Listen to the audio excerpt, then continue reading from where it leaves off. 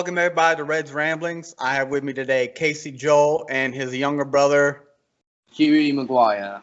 Hughey Maguire. My bad, Yeah. I didn't catch your name earlier when we just asked about it. Yeah, that's fine. No it seems like probably as the youngest, you probably get that a lot though. Yeah. Especially when we're talking about like Casey, it's his interview, you know. Hey, hey, he thought enough about you to bring you on, but you guys are both from Cornwall over in the UK. Is that correct? Yeah. Cool. Yeah. It's an interesting place because growing up here, I think it's a brilliant place to grow up because it's by the sea. It's for old people. You know, yeah, it's very calm and tranquil. It's quite spiritual as well, actually. Yeah. It's a lot of that down here. A lot of surfing and a lot of weed. A lot of everyone literally in the town beaches. It's just everywhere. Hippies, basically. It's great though. Well, Casey, I got in touch with you through we have a mutual friend, John Reynolds, who now coming to see, you do short films as well, and that's what him and his brother do, and here you and your brother are doing the same thing. That's how we met. Exactly. It's easy to see how that connection was made now. Yeah. But yeah, I looked a little bit about Cornwall last night, and then I woke up early to do some more today.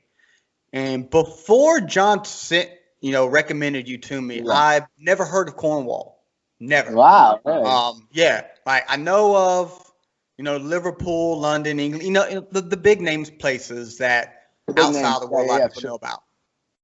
But I do nothing about Cornwall. And then I started looking into it, and I actually knew a lot about Cornwall. I just didn't know it was on Cornwall. Yeah, I looked at the shows. I don't watch the BBC really, unless it was Sherlock Holmes. I like that one. I like Sherlock Holmes. That was amazing. But like I mentioned to you earlier, the history of King Arthur is basically from over there in Cornwall, and just about everyone in the world at some point hears about the Sword and the Stone. Exactly. Everyone knows about that. So in a sense, everyone kind of knows about Cornwall. What happened here? It's super interesting because not only did I work on a Netflix show called Cursed last year, which was not only was it set in Cornwall, but it was filmed all in Cornwall pretty much. It was an amazing experience. I was there for a week, full English breakfast every morning. They treated us like royalty at Netflix set. It was amazing. And then I watched this show called The Seven Deadly Sins recently, and I realized it's a Japanese show. Yeah, I love that produced by Americans set in Britain. Yes, it's a really good show. I like it. I love it. I'm right near the end. I'm like 6 episodes off the end. Oh, really? I watched it. I watched it when it was before they dubbed it. You could still watch it from over Japan, and I watched it there. And then when Netflix finally dubbed it, I was like, all right, I guess I'm gonna watch it again. Okay. That's what my best mate did. He's my manager for my music, and he is like so into anime and stuff. And we watched it because he was like, I think you'd love it, and I was like, all right, and I'm so into it. It's a good ass show, man. I like it. So good. But yeah, in looking into it, you obviously have more widely known as being the home of King Arthur, Merlin, and all that kind of stuff. But then I was also looking into like the ancient history of it, from like its pagan roots and all the wars that were fought throughout the land. And there's a lot of what we here, again, because I'm from America, so I'm looking at this from an American perspective. Sure. Odd traditions that are still held, like festivals and whatnot, that are still held. Like there was one I recall of a bale rolling festival. Yeah. We're gonna go to one of them at some point. They're so interesting. They're quite dangerous, actually. And you do more than 12 barrels. There's like music and there's a lot. Yeah, I was looking into the bale rolling one. That's an odd thing, for me to look at. And then there was the man engine. The man engine. There's so many interesting ones. I actually don't know much about the man engine, but I have heard about it, and I've heard it's nuts. Yeah, I saw a picture, and it's like this gigantic man-made thing that I don't even know how to describe it, but it was a gigantic structure in the shape of a man. and I think people like make it move or something. It's like an enormous puppet, basically. Is how it's how it looked in the pictures. Yeah. Anyways, it's an enormous. It's like puppet. a little Trojan horse, almost. Yes, exactly, something like that. And then you guys also have, I'm probably pronouncing it wrong. Where is it? That stone, that circle stone. Stonehenge. No, well, you guys have your own Stonehenge, but it's you got 2 pillars and then this other stone circle, and it's apparently like you can walk through it or crawl through it. Yeah, so there's like that's the druid place. Yeah, that's the druid place. There's a few of them. Really? And they're so interesting. If you come down to Cornwall, the amount of structures we've got from old-timey buildings and forests. Like half castles. And we have like on the edge of cliffs all the time. Yeah, like even in Newquay, where I live, on the edge of the beach, we still have remnants of little castles up on the edge of the rocks and stuff, where you can go and sit and chill and stuff. It's crazy. They build around. I was watching a few YouTube videos of people traveling and whatnot, and it makes sense that a lot of TV shows and movies have been filmed there because it's extremely picturesque. Yeah, and Game of Thrones. A lot of Game of Thrones. Game of Thrones. A lot of that was here. Really? Yeah. A lot of it, like most of it. I mean, that's easily one of the best shows to ever be by far. Love Game of Thrones. Man, there's so much stuff I still need to watch. Like I'm only like 2 seasons into Game of Thrones. It's one thing I've been like, oh my god. But I've watched Breaking Bad like 4 times over. Really? Never watched that show a day in my life. Never watched. It's so good. So you mentioned you wanted to bring your brother on because you said he has like a different view. It seemed like how you. So Hugh, if you don't mind taking over for a little bit, tell us, I guess, your side of Cornwall. Yeah, how do you perceive it? How do you perceive it?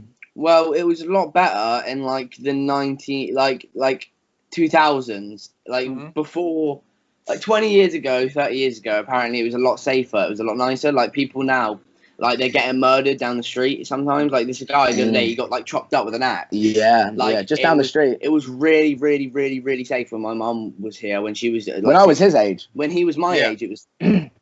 But now you have to like most of the kids my age carry knives and like do ketamine and shit. Like shit's fucked up for like kids down in Newquay. Like it's just not. Yeah. It's like actually well bad. It's not what it used to be. No, not what it used to be at all. It's like it's a lot more harsh of an environment, and you can get into things. Yeah. But it's easy to stay away from you. You just make the right mates. Like you just need to stay away from the fucking idiots. I mean, yeah, that's all life is, staying away from the fucking idiots, definitely. Yeah. So, it's a good mantra. But right? I agree.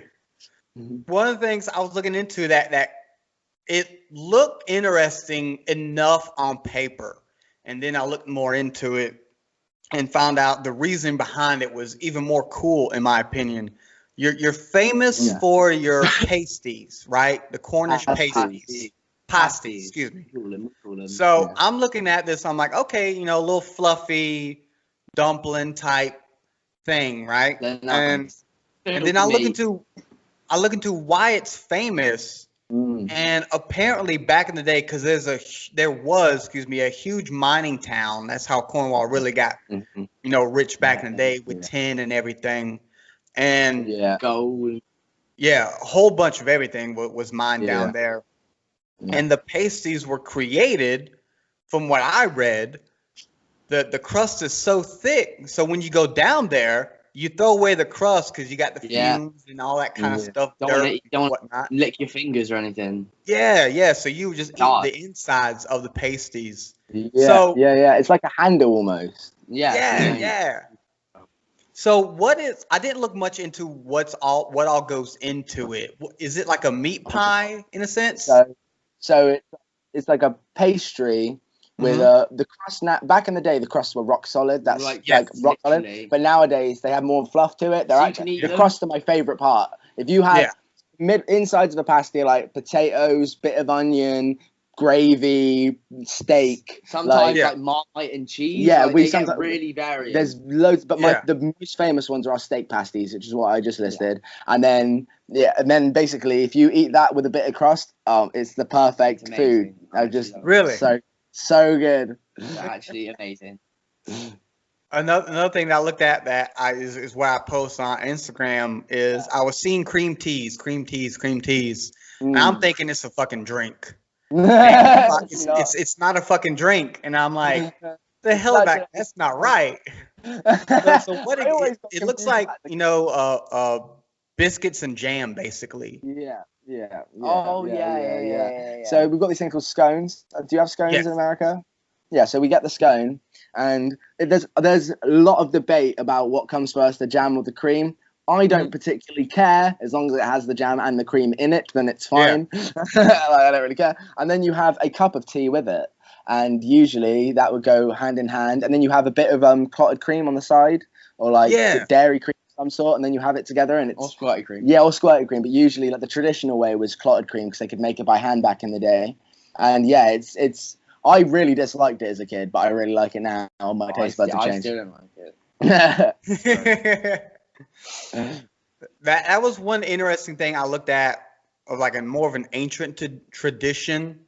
You said the clotted cream was made easier back in the day, and I kind of got offended by this one when I read it. Is that apparently an old Cornish tradition was that, or belief, excuse me. A Cornish belief was that redheads, which is what I am, were not able to make good butter, apparently. No way. I didn't know that. For some reason, that was the thing back then. And granted, I've never made butter a day in my life, so it's probably true when it comes to me. But I guarantee you, I'm just as bad as making butter as you are. I'm sure a lot of us are nowadays. It's kind of a non-tradition. A common thing to do anymore, I guess. Yeah. There was a lot of, because again, there's a lot of pagan roots, a huge amount of Celtic traditions that are still going around and roots down in there. One of the other ones was like the severed hand of a dead felon was considered had healthy properties if you weren't related to the victim. So apparently, let's say, yeah, exactly. This is gonna get weird, right?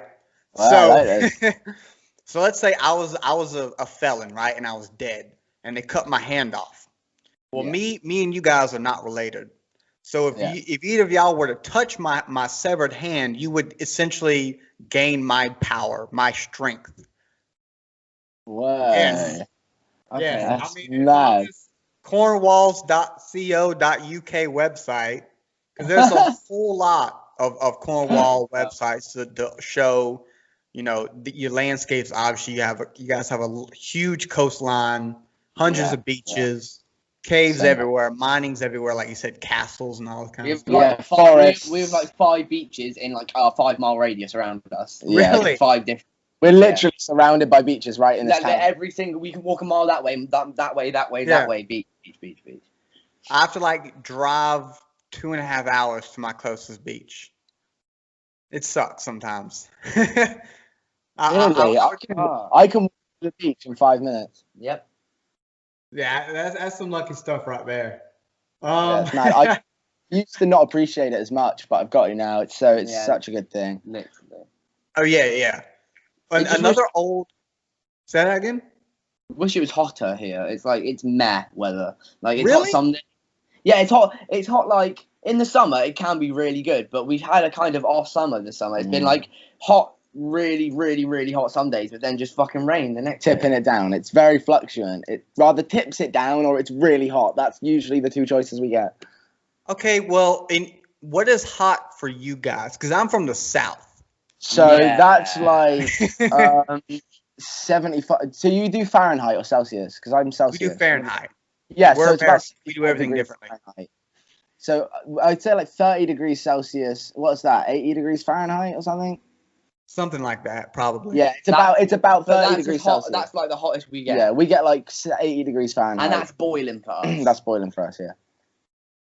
Dude, really? That's hot.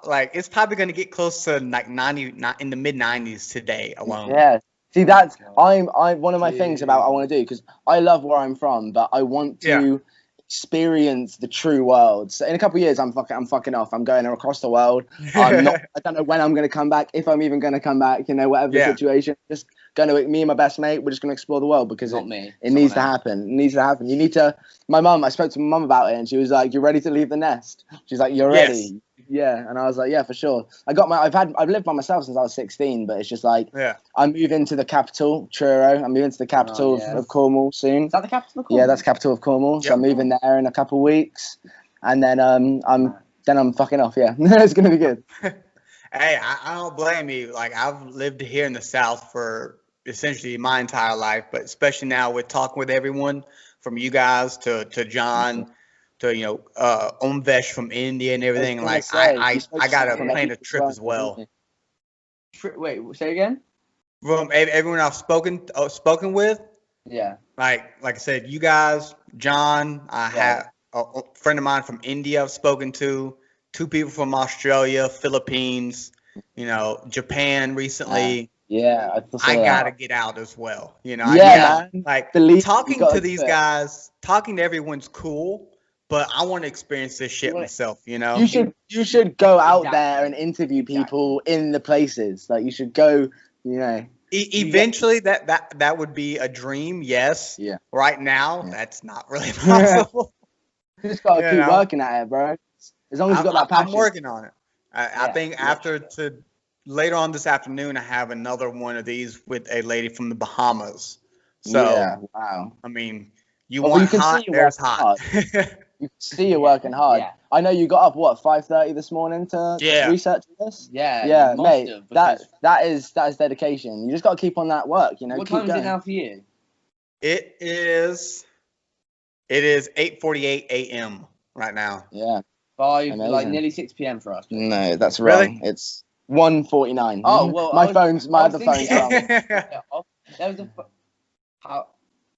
Well, so what are some of the best aspects for you guys in terms of Cornwall? Like what's some of the stuff that you guys love more than just about anything else?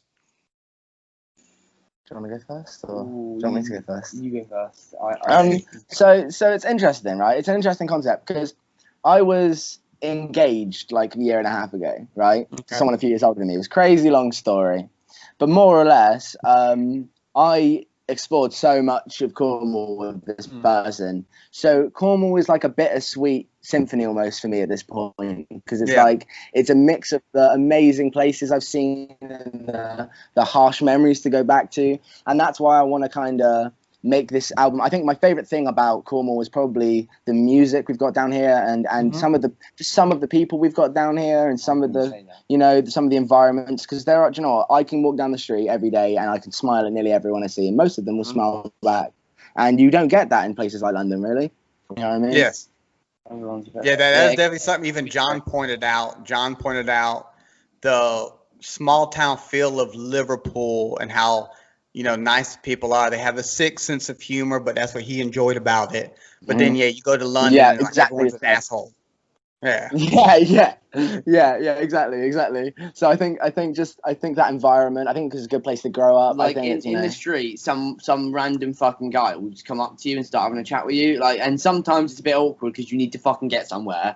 But then on other times, it's actually funny as fuck because he'll be super pissed or not. Yeah.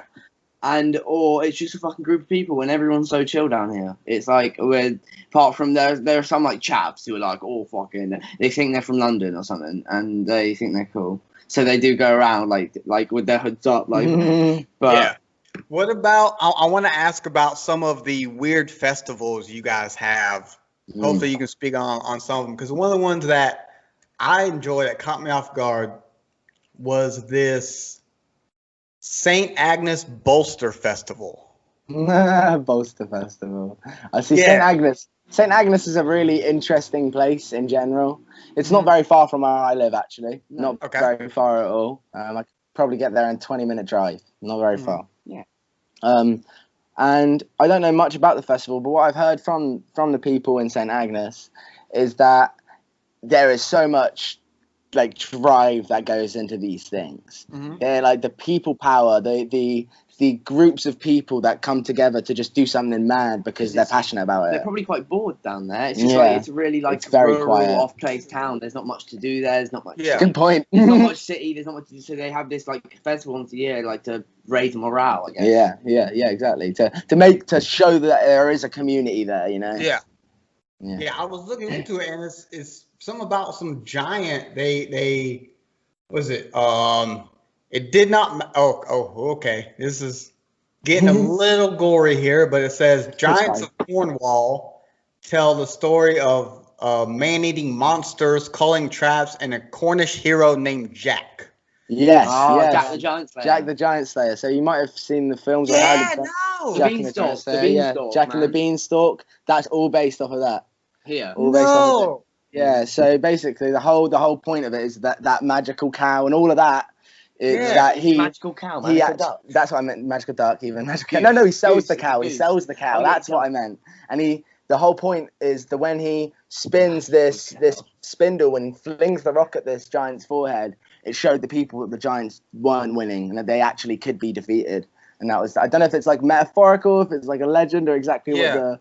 Definitely a legend. But like, because I could see it as a metaphor for like, communism or whatever they consider, because communism is actually just sharing, but like obviously Russia didn't do it to the extent that they should have done in certain ways, but like people were for striving for communism back in the day. People wanted that kind of thing, but there was these oppressive powers. So that's true, because the rich were rich and the poor were poor. So maybe it was a metaphor for that, or maybe I don't know, there's no chance. But it's a very interesting story. Yeah, I'll have a small article pulled up about it, and it's got this little. They built what looks like a giant figure thing made out of rock or whatever, and they carry it through the town and all that kind of stuff. And I was thinking of there's a movie called I Killed Giants that it reminded me of.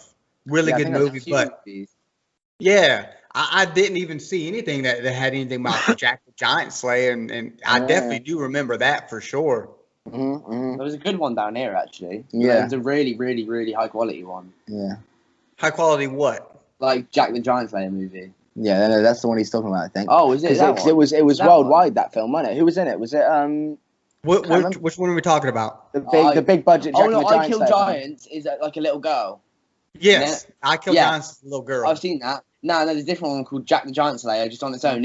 It's amazing. It's really, really good. I think I've seen it once. I don't recall it that much, but I know I've seen I Kill Giants, and I love that one. That one was really good too. Oh yeah, that one.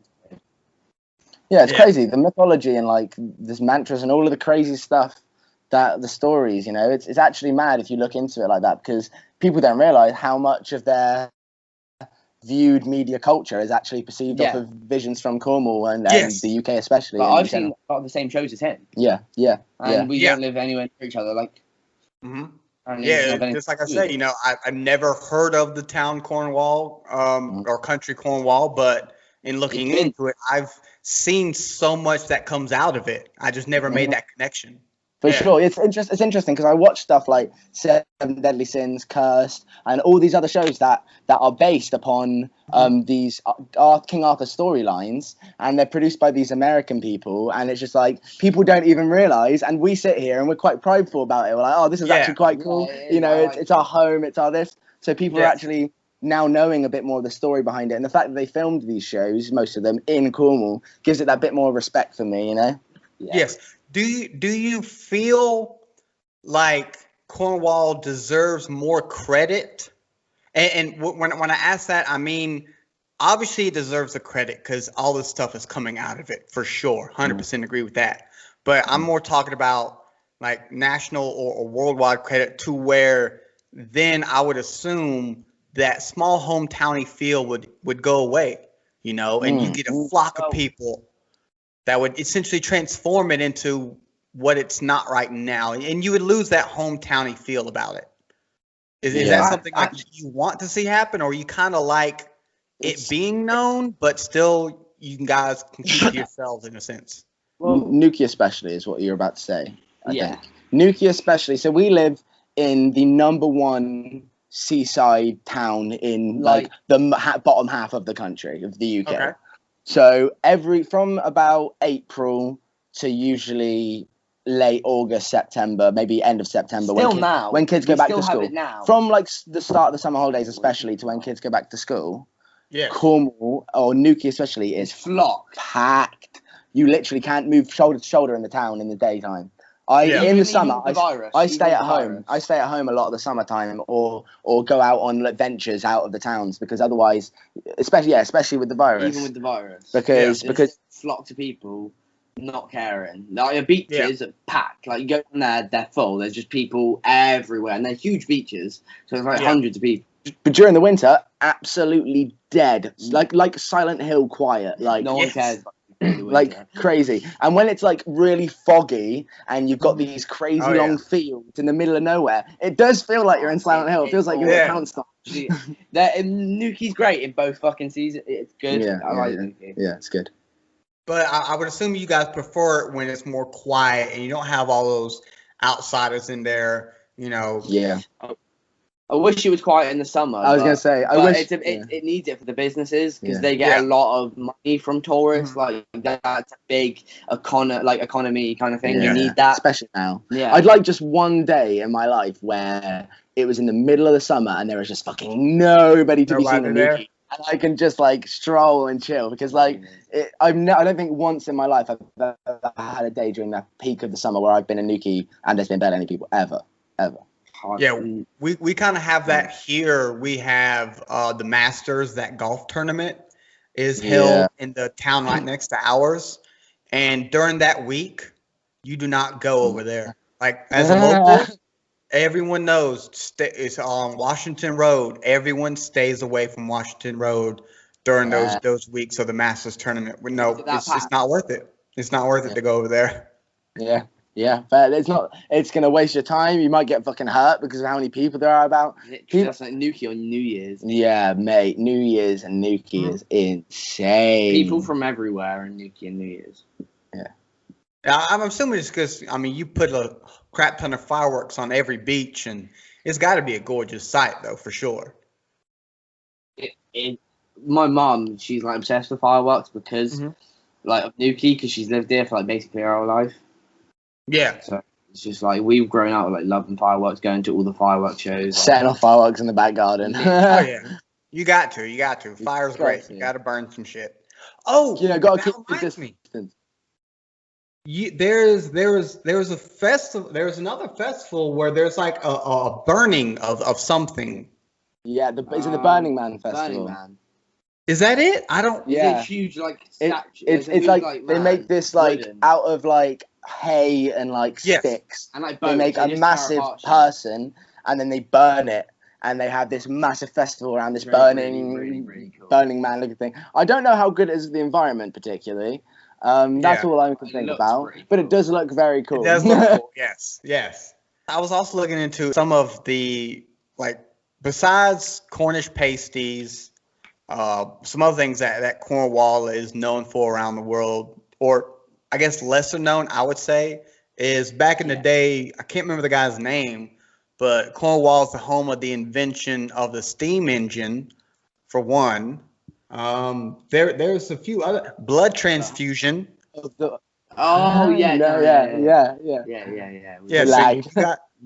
guys invented the steam engine. You had a physician by the name of Richard Lower, who was born in St. Tutty. Yeah. He performed the world's first ever blood transfusion in 1667. But another thing that I couldn't find a lot about, and so hopefully you guys can tell me more, is you have a witchcraft museum. We have loads of witchcraft stuff down here. That's such a strong thing here. Because obviously this was back when. Especially in Cornwall and the UK, they executed so many witches, so to speak. They basically were like, they put them on a chair, tied them down. When if they drown, they're not a witch. if they live, they're a witch and will burn them. So it's a lose-lose. Yeah. I was about to say, either way, you're dead. So yeah, like, literally, they just take a random woman that they think is a witch, and anyone could just say, any man could go, she's a witch, and they do it. Yeah. Yeah. So it's just a lot. Yeah. Yeah. So yeah, just mad shit. I think that as well, that Netflix show that I worked on called Cursed is about King Arthur and the sword, Merlin and his magic, and this woman called Nimue. Which, have you ever seen 13 Reasons Why? Yeah. Or heard of it? Yeah. The main woman in that, Hannah, she was the lead actress in the show. So I met her on set. Crazy experience. And then she's a witch and she has magical powers. So it not only played onto the King Arthur side of things, but the show really cleverly played onto the traditions of witchcraft within Cornwall as well, which I really liked. So if you were to want an accurate representation of how they would treat that, Cursed is a really good place to go for that kind of culture of Cornwall. I think definitely. What was your job on that show? So basically, because I've worked on films for the last nearly 10 years, I kind of got a good few connections, and my friend Casey and Pacey, we always got mixed up. Okay. Yeah. He went to university, and because he's an extremely talented man, and he emailed me, and he was like, "Yo, I've just been talked to by Netflix. I've kind of bigged them up for you. They've been like, yeah, we can get him on set as like a location security marshal." So basically, they didn't have many roles, so they were like, "Okay, we'll just chuck you on set for the experience." And I got £150 a day, full English breakfast every morning. Like, it was insane. And I just got to chill. Basically, I got to just sit in the sun and tan, and all I had to do was tell people not to come on set. Wake up early. And wake up really early, and with the 12-hour days. But mate, I'll tell you, even though I was doing fuck all on the set and just helping out here I can, I met a director from Marvel who has directed like 10 Marvel films, and he's given me his email. He was like, he took my phone. He was like, send me a script, and like, yeah, I've got some mad stories. I met some amazing people on that set. Yeah, I mean, I can imagine. Yeah, I mean, everyone's got to start somewhere. Everyone has to start somewhere, and I'll tell you, it's fucking good on my resume, mate. Right? Yeah. No, I agree with you. That sounds good to me. Good to me, man. Definitely more respected for it. Yes. I mean, again, once you get your foot in the door, everything else, I mean, that's the hardest part, is getting your foot in the door. So that's what I was saying the whole time I was there. I was like, this is just my foot in the door. Mm-hmm. So what about, like, again, you have how's the castle for King Arthur pronounced? Pardon? The castle for King Arthur. It starts with a T. I can't remember. Wait, Camelot. What? No, yeah.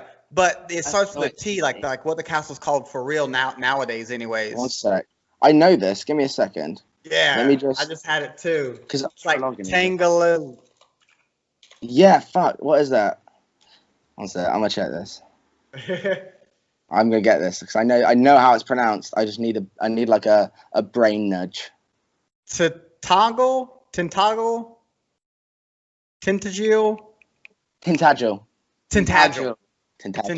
Castle and Merlin's Cave. Have either of y'all been over there? Yes. Actually, they filmed a part of the Cursed show in Tintagel. So it was right by King Arthur's, and King Arthur was in the scene. He was right by the actual King Arthur castle. So it was very cleverly done. Very cleverly done. Isn't there still some, I don't want to say controversy, but some people still say that King Arthur wasn't a real guy, and then there are people who say he was, correct? Yeah. There is totally that difference of opinion over here. There was a lot going on at the time, so it could have just been made to make hope for people. Yeah. It's definitely a possibility, because there was like the bubonic plague and fucking like everything was going on. It wasn't the best time. It's almost like a holy figure, isn't it? Yeah. Like there's all the potential that there could have been a real King Arthur, but I was watching this video about it. But like, it's interesting you say, we've all nowadays got a camera on us wherever we go, everywhere we go. And I believe in spirituality and paranormal things like that. But if it was that obvious, I think we would have seen it. Yeah. But There's shows like Seven Deadly Sins that say that maybe the magic energy, because people stopped believing, it faded over the hundreds of years. Which also, I could see that too. I'm kind of on the fence about it. I'm one of them kind of people because that's you like, want to believe that, though. You want to believe there's fucking magic world. Everyone does. Oh yeah, and that'd be awesome. Yeah. Exactly, and it's like where you want to believe it, and where there's that difference of opinion. If you sit on, I'm the kind of person that doesn't believe it unless I see it, but also doesn't not believe it, because it's like a cat or a dog. A cat or a dog doesn't know there's Wi-Fi. Yes, but there is. Yeah. So to them, it doesn't exist, does it? So it's like, just because we can't see it doesn't mean that it isn't existent. We might not be able to perceive it. Exactly. Okay, well, I want to jump into, this isn't anything I looked into, you're going a bit like. Say what? You are a frozen picture right now. Just. Oh really? Yeah, I can hear you fine though. Oh, it's moving a bit. It's moving a bit. Oh. There we go. Yeah. Yeah, that's fair. All right, well, I'll edit all that out afterwards. But I want to go into something you just kind of touched on right there, Casey. It's nothing I looked into, but it kind of got me curious. You said you're a spiritual person, and like I said, there's a lot of ancient history over there in Cornwall. It's been around forever. Like America's not that old in terms of how long America's been here. Native Americans have been here forever. Didn't we? Exactly. All Americans are technically British, I guess. A lot of us would disagree, but yes. 100%. You So have you, either of you, this is for both of you guys, have either of you ever experienced something that like a ghost, type situation? Oh. Yeah. Okay. We lived. idea. We lived. I'm going to tell you a little story here because this is a great story. We lived my family was very rich when I was younger. Just going to state that. Not anymore. State that, but they were very, very rich when I was younger because of the businesses they owned. And we lived in the ex-sheriff of Cornwall's house. Okay. Right. Massive his farm. old. It was like a 10-bedroom cottage, but basically like 500 years old. The bottom boiler room, which is now the laundry room, used to be his torture chamber. Right. Okay. And at night, me and him would be sitting in bed together, and you could literally hear screaming, torture screams downstairs from the basement. Horrible noises. Like actual full-on. Yeah. And we'd all sit together in one room, all of the family at times, and we just kind of, my mum and my sister would hold us because we were really young, but we would just hear like torture screams from downstairs, and that's just the cherry on top of the rest of that cake. I have a really, really, really, really good one. What, the Leanne one? Leanne, yeah, right. Okay, this so is my a sister good Leanne, she was like 16 at the time. She's like 30 now. She was like 16 at the time. She was just in the shower, and my Casey here, when he was younger, he was a little shit, like the worst. I have mild autism, so I was quite a little shit. He was more than mild when he was young. Very true. Like he would like do like just the worst things. Basically, he went into my sister's room. So my sister thought she was just having a shower, and he was like knocking on the door, fucking laughing. I'll quickly explain the layout. Right, if you're in the hallway, to your direct left is the bathroom door, and directly in front of you is my sister's bedroom door. Okay. But as well, there's a wall that connects them. There's another door that connects the bedroom to the bathroom, and they all had locks. Like 3 doors. So when the banging on the door was happening, basically there was a point where both the bathroom doors had been locked, so my sister couldn't get into her own bedroom. Mm-hmm. No, you can. Oh, so, okay. Yeah. Yeah, and then basically, she was knocking on the door, and then she heard like really loud banging and smashing in my bedroom, in her bedroom, like just fucking smashing all that shit. Laughing. So she laughing. She was like telling Casey to fuck off. She was like, it was us. Yeah. She was 2 boys. She thought it was us. Yeah. Well, she thought it was us then, because it was 2 boys apparently, and she was telling us to stop, but she knew something was off. She went to my mum. And my mum said that we were out with my dad. There was just them two in the house. We were swimming. We just them two in the house. And when she went outside, her mirror was completely smashed. It was just like on the floor, smashed, like fucked up. And her room was trashed. Trashed. Like her bed was like on its side and shit. Like shit was absolutely. I don't know how much this is true. No, but she went in and she talked to my mum, and she said about that we were out with my dad. My sister just burst into tears.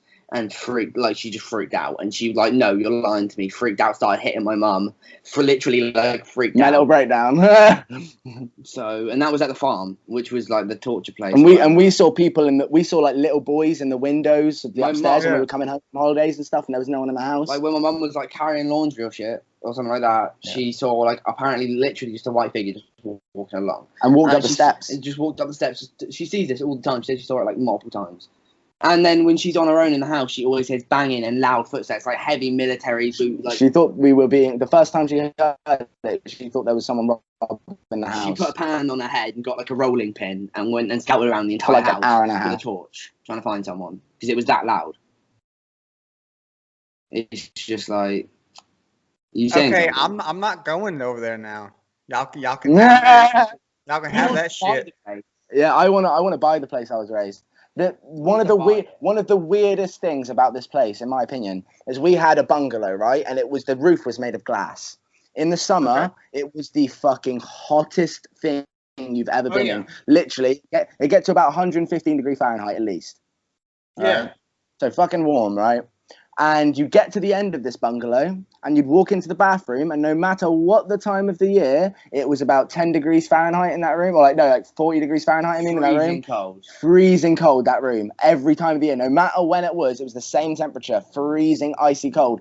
I read up stories, not only did someone die in that bathroom, and that bathroom alone, but the upstairs of the house, where Mum heard all the footsteps, all of the boys, all of the children, there was a house fire on the top half of that and killed loads of kids and men in that top half of the cottage, like hundreds of years before. Like so many people that died in that house. It's unreal.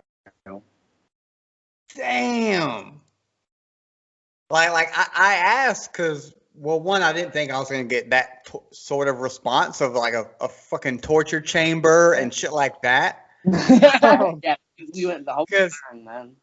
Because my wife swears up and down, and I'm starting to believe her, that there was a ghost in her old house, and it never really did anything, nowhere near like screams or nothing like that.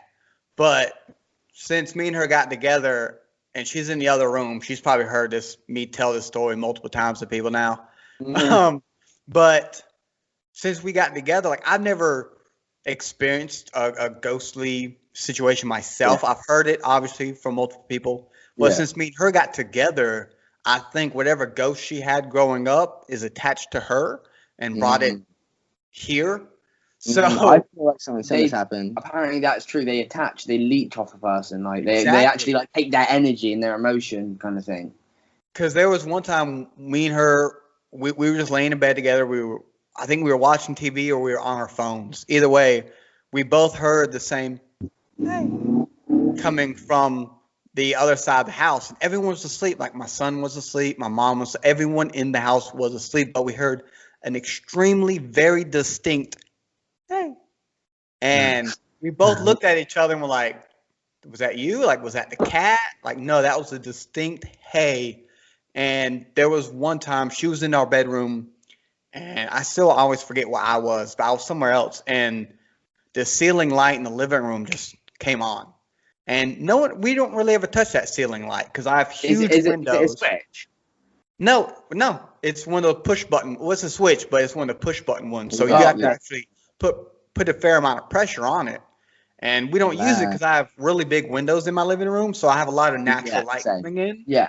So for this thing just to come on, like I remember, babe, did you turn on the light? What happened?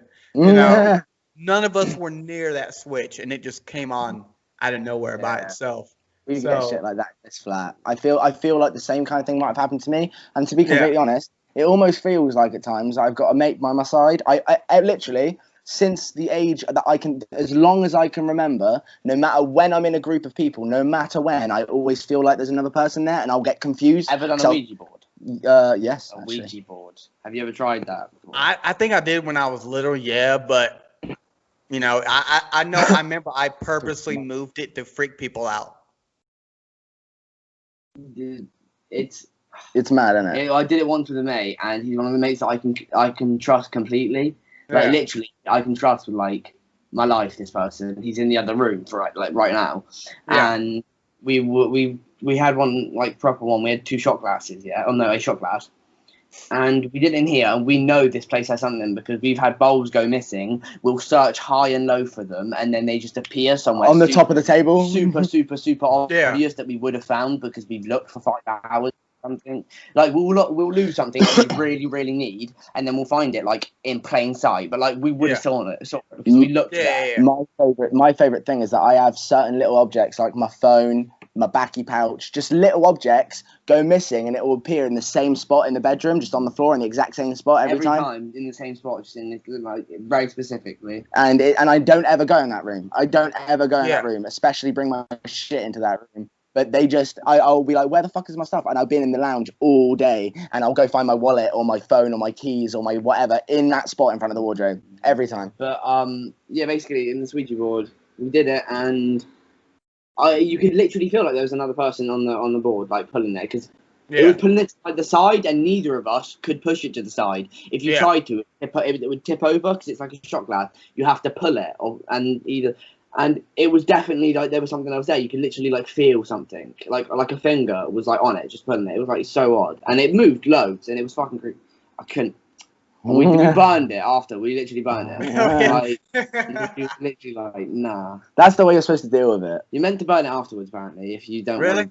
That closes the gate, apparently. Completely. You have to say goodbye as well, which is a bit late. You're supposed to say goodbye and then burn it. Everyone knows the Ouija boards have never heard of burning it afterwards, but yeah, I mean that makes sense. Well, so yeah, I'll come visit Cornwall. My ass is not moving over there anytime at all.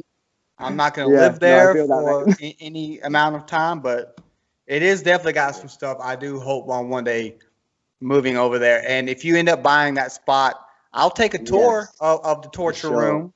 I'll tour the torture room, and as soon as something screams, I'm screaming too and running the fuck out. But you got to do it at like 2 a.m. though. You can't do it any other time. You got to have like a 2 a.m. I'll do it at 2 a.m. and I'll scream in front of my damn self. Yo, my 2 a.m. is like your 9 p.m. Yeah, but he'll be here, won't he? Yeah, I'll be over there, so it'll be the same. Well, think about it. If you get the plane over the prior day, your body will be set and ready to be up that late. Literally jet lag, man, for the win. Jet lag for the win. We'll do it someday for sure. We'll do it someday. For sure. But Casey, we're running on an hour now, so I'm gonna give you both of you guys, the last thing. I know again, Casey, you just dropped a new single yesterday. You got some other songs you're working on, and I've got those, So go ahead, and I'll let you guys have the last thing, and tell everybody where they can find you. Cool. So at Casey Joel Jams is my Instagram handle. You'll find everything you need to know on there. I've just released Our Imaginary House, which is my 4th single, 3rd single this year. I'm releasing a whole album called Damage next year. I've got loads of crazy stuff coming out, so just keep an eye out for that. It's gonna be mind blowing. I'm so excited for it. Hughey, what do you want to plug? Oh mate, I don't need to plug anything, man. Just have a good one. Watch Holy Smokes, which he's in. It's a good film. Yeah, watch Holy Smokes. Bam. I'll watch Holy Smokes. I'll start Cursed and everything.